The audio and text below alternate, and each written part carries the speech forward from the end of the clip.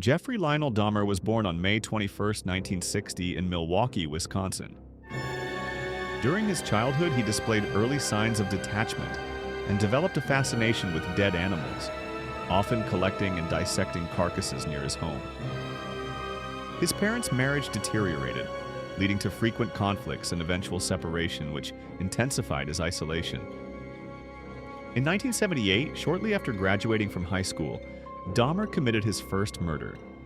He picked up a hitchhiker named Stephen Hicks, brought him to his home, struck him with a dumbbell when Hicks tried to leave, strangled him, and dismembered the body before burying the remains on the property. Following the murder, Dahmer enlisted in the U.S. Army but was discharged due to alcohol abuse. He moved to Milwaukee with his grandmother in 1981, where he continued drinking heavily and was arrested multiple times for indecent exposure. In 1987, he committed his second murder. Dahmer met Stephen Tuomi at a hotel, drugged him, and claimed to have woken up next to Tuomi's beaten body. He transported the corpse to his grandmother's house, dismembered it, and disposed of the remains. This marked the beginning of a pattern he would repeat for the next several years. In 1988, Dahmer lured a young man to his grandmother's basement, drugged him, and assaulted him. The victim escaped, and Dahmer was charged with second-degree sexual assault. He was allowed to remain free until sentencing, during which he killed another victim, a 24-year-old aspiring model named Anthony Sears. Dahmer preserved Sears' skull and genitals as souvenirs. In 1990, after serving part of his sentence, he moved into apartment 213 at the Oxford Apartments in Milwaukee. This location became the primary site of his subsequent murders.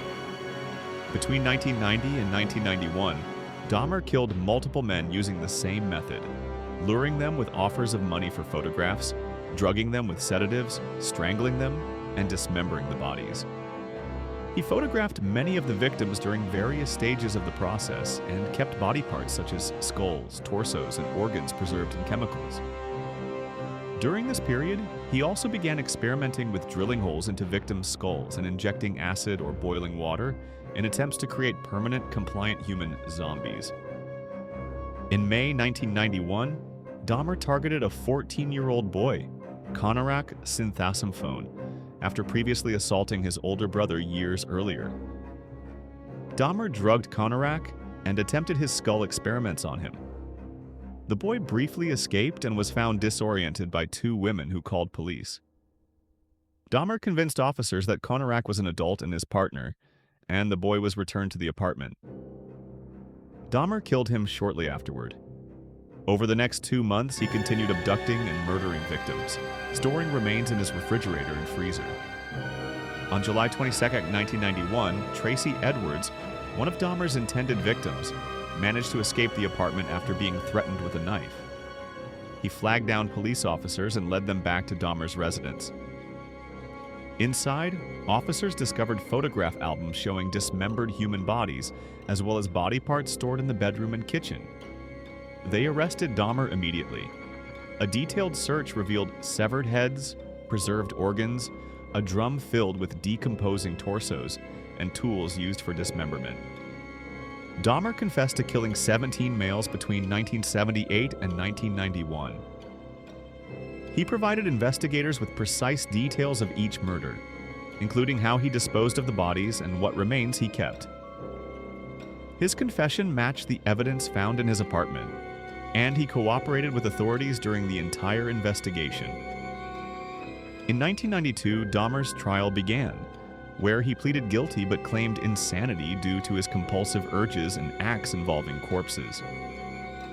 The jury rejected the insanity defense and found him legally sane and responsible for the murders. He was sentenced to 15 consecutive life terms totaling 957 years.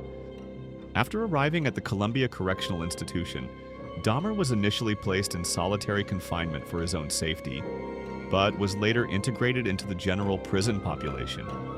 On November 28, 1994, while performing assigned work duties, Dahmer and another inmate were attacked by fellow prisoner Christopher Scarver. Dahmer was struck repeatedly with a metal bar and died shortly after from head injuries. His death marked the end of one of the most notorious serial murder cases in American history, and the details uncovered during the investigation remained central to the documentation of his crimes.